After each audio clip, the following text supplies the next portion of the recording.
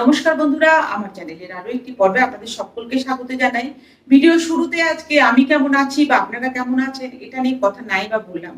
কারণ মন মানসিকতার দিক থেকে হয়তো আমরা কেউই একদমই ভালো নেই। বিগত কয়েকদিন ধরে পশ্চিমবঙ্গের যে রূপ আমরা দেখতে পাচ্ছি সেটা কিন্তু কোনোভাবেই মেনে নেওয়া যাচ্ছে না। ঘটনাটি কলকাতাতে ঘটে থাকলেও এর রেশ কিন্তু রাজ্য ছাড়িয়ে দেশ, দেশ ছাড়িয়ে বিদেশের মাটিতেও এর প্রকোপ আমরা দেখতে পাচ্ছি। আমি ঈশ্বরের কাছে প্রার্থনা করব ভবিষ্যতে এই ধরনের ঘটনা কারো সন্তানের সাথে, কারো কন্যা সন্তানের সাথে যাতে না ঘটে। দোষীরা যেন উপযুক্ত শাস্তি পায় আর ভবিষ্যতে যেন এই ধরনের ঘটনা কেউ ঘটাবার মতো চিন্তা মাথাতেও না নিয়ে আসতে পারে। আজকের ভিডিওটি আমি বানাচ্ছি গোপিকা আন্টির রিকোয়েস্টে। আন্টি অনেকদিন ধরে আমাকে বলেছিলেন এই ভিডিওটি বানানোর জন্য। আজকের ভিডিওতে আমি দেখাবো মূলত থাইয়ের নিচে এই জায়গাতে যাদের হাঁটার সময় দেখবেন অনেকের টান লাগে বা ব্যথা লাগে, এই জায়গাতে জ্বালা জ্বালা ভাব থাকে, তাদের জন্য আজকে দেখাবো খুব সহজ 3 থেকে 4টি স্ট্রেচিং এক্সারসাইজ, যে এক্সারসাইজ গুলি আপনারা চেয়ারে, সোফাতে বা বেডের মধ্যে বসে করে নিতে পারবেন। নিয়মিতভাবে প্র্যাকটিস করতে হবে। আর হাঁটু ব্যথা সম্পর্কিত বিভিন্ন ধরনের স্ট্রেচিং এক্সারসাইজ আমি আগে শেয়ার করেছি, সেগুলো করুন। তার সাথে সাথে এই আজকে দেখিয়ে দেওয়া এই 3-4টি ব্যায়ামও আপনারা নিয়মিতভাবে প্র্যাকটিস করুন। এই ধরনের সমস্যা যাদের আছে, মূলত এই থাইয়ের নিচে ব্যথা, জ্বালা বা টান লাগা, এই ধরনের সমস্যা থেকে কিন্তু অনেকটা পর্যন্ত আরাম পাবেন। আর এই ব্যায়ামগুলি করার পরেও যদি দেখেন যে সমস্যা কমছে না, সেক্ষেত্রে বলবো নিকটবর্তী কোনো ডাক্তারবাবু অথবা ফিজিওথেরাপিস্টের সাথে একবার কথা বলে নেবেন। কারণ উনি আপনাকে সামনাসামনি দেখে আপনার মুখ থেকে সমস্যার কথা শুনে আরো ভালোভাবে আপনাকে গাইড করতে পারবেন। তাহলে চলুন আমি স্টার্ট করছি। একদম প্রথম ব্যায়ামের জন্য আমি চেয়ারের সামনের দিকে এসে বসলাম। সামনের দিকে এসে বসে দেখুন, প্রথমে দুটো পা রেখেছি ফ্লোরের মধ্যে। এবার ডান পা বাম পায়ের উপরে তুলে নিলাম। দুটো হাত দিয়ে হাঁটুর সাইডে, প্রথমে ডান পায়ে হাঁটুর সাইডে এভাবে ভালোভাবে চাপ দেবো পা। ডান পাকে বাম দিকে নিয়ে আসার চেষ্টা করব। এই জায়গাতে দেখবেন প্রচন্ড পরিমাণে টান লাগবে। আর ব্যায়ামগুলি করার পর দেখবেন পায়ে ভীষণ আরাম পাবেন। ঠিক এইভাবে ডান পাকে যতটা সম্ভব বাম দিকে নিয়ে আসার চেষ্টা করব দুটো হাতের সাহায্যে। আর এই সময় আপার বডি হালকা একটুখানি আমি পিছনের দিকে এইভাবে ঘোরাবো। শ্বাস প্রশ্বাস একদম স্বাভাবিক রাখবো। এখানে এসে 5 সেকেন্ড মতো হোল্ড করবো। যে পায়ে ব্যথা আছে সেই পায়ে যেমন করবেন, যে পায়ে ব্যথা নেই সেই পায়েও করার চেষ্টা করবেন। ডান পা নিচে নামালাম, এবার বাম পা উপরে তুললাম। আবারও দুটো হাত দিয়ে হাঁটুর সাইডে হাত রাখবো। আবারও বাম পা ডান দিকে যতটা পারবো ঠেলার চেষ্টা করব। আর আপার বডি এভাবে পিছনের দিকে ঘোরাবো। 5 সেকেন্ড হোল্ড করবো। শ্বাস প্রশ্বাস একদম স্বাভাবিক রাখবো।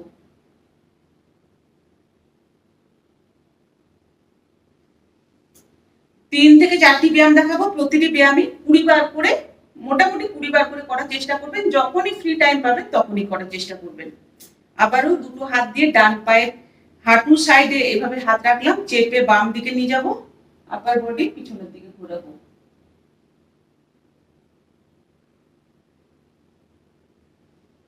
আবার বাম পা।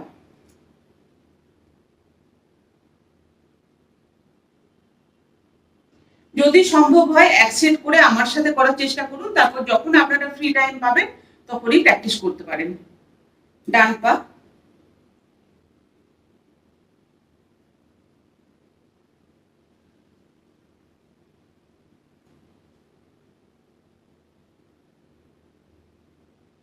ঠিক এইভাবে। এই জায়গাতে দেখবেন প্রচন্ড টান লাগবে, আর যার জন্যই কিন্তু আরামটা আপনারা বুঝতে পারবেন।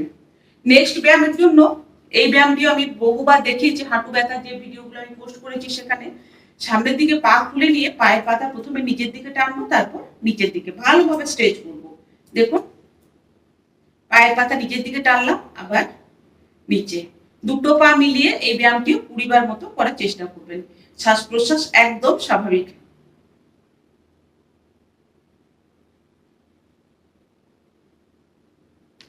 একটা পা হয়ে গেলে আবার বাম পা, পায়ের পাতা প্রথমে নিচের দিকে, তারপর নিচে। প্রথমে সামনের দিকে টানবো, তারপর নিচের দিকে নিয়ে যাব।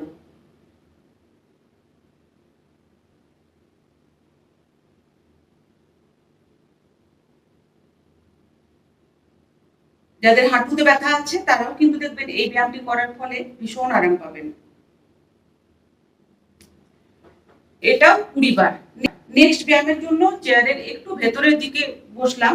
এবার দেখুন প্রথমে ডান পা সামনের দিকে খুললাম, হাঁটুর পিছনে দুটো হাত দিয়ে এভাবে পায়ের প্রেসারটা দুটো হাতের মধ্যে রাখলাম, ঠিক এইভাবে।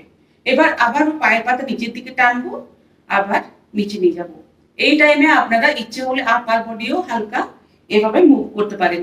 যখন পায়ের পাতা নিচের দিকে টানবো তখন উপরের দিকে তাকাবো, আবার নিচে নিয়ে যাব, তখন নিচে, ঠিক এইভাবে।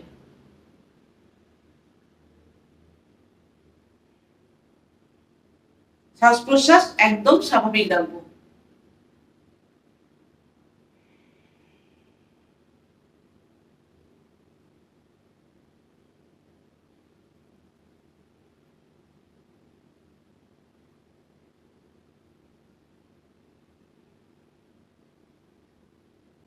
ডান পা হয়ে গেলে বাম পা তুললাম সামনে, দুটো হাত দিয়ে এভাবে হাঁটুর নিচে রাখলাম। এবার আবারও পা উপরের দিকে তুলবো, আবার নিচে নামাবো।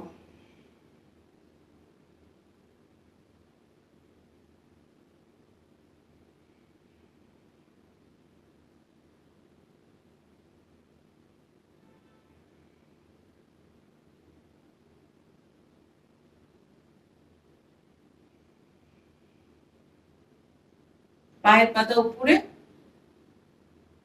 আবার ভালোভাবে নিচে স্ট্রেচ করব। এই ব্যায়ামটিও দুটো পা মিলিয়ে 10 বার 10 বার 20 বার করে করবেন। নেক্সট ব্যায়াম আমি করব দাঁড়িয়ে, তবে অবশ্যই করে চেয়ারের সাপোর্ট নিয়ে করব। আর বয়স্ক কোনো মানুষের যদি এই ব্যায়ামটি করতে অসুবিধা হয় সেক্ষেত্রে এই ব্যায়ামটি ছেড়ে দেবেন। এটা একটুখানি টাফ। আর আগে যে দুটো বা তিনটে ব্যায়াম দেখালাম সেগুলো করুন। আর তার সাথে সাথে অবশ্যই করে হাঁটু ব্যথার জন্য যে অনেকগুলো ভিডিও আমার পোস্ট করা আছে, তার মধ্যে থেকে যে কোনো একটা ভিডিও ব্যায়ামগুলি আপনারা এর সাথে সাথে প্র্যাকটিস করার চেষ্টা করুন। নেক্সট ব্যায়ামের জন্য দেখুন, প্রথমে ফ্লোরের মধ্যে দাঁড়ালাম, দুটো হাত রাখবো চেয়ারের উপর। এবার দুটো পা পিছন দিকে এভাবে খুলে নিলাম। এই ব্যায়ামটিও করার ফলে দেখবেন খুব ভালো রকমের স্ট্রেচ ফিল করবেন, ভীষণ আরাম পাবেন। এবার দুটো হাত চেয়ারের মধ্যে রেখে দেখুন আপার বডিকে এভাবে হালকা ভাবে এভাবে নিচে নিয়ে যাব, দৃষ্টি ওপরের দিকে। 5 সেকেন্ড মতো হোল্ড করে আবার এভাবে এসে একটুখানি রেস্ট করব, আবার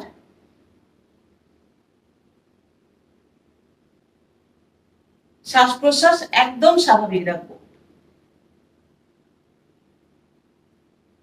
এটাও 20 বার। পায়ের মধ্যে দেখবেন খুব ভালো স্ট্রেচ ফিল করবেন।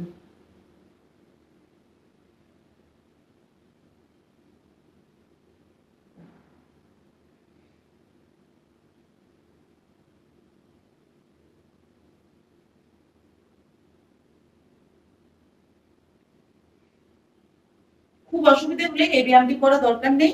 আগে যে দু থেকে তিনটে ব্যায়াম দেখালাম সেগুলোই করবেন।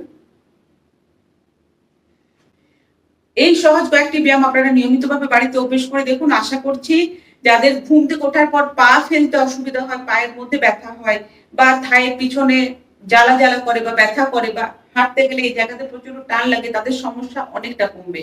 আজকের এই ভিডিও আমি বানিয়েছি মূলত গোপিকা আন্টির রিকোয়েস্টে। আন্টিকে বলবো যদি এই ব্যায়ামগুলি করার পরে কিছুটা ভালো থেকে থাকেন অবশ্যই করে কমেন্ট করে জানাতে ভুলবেন না।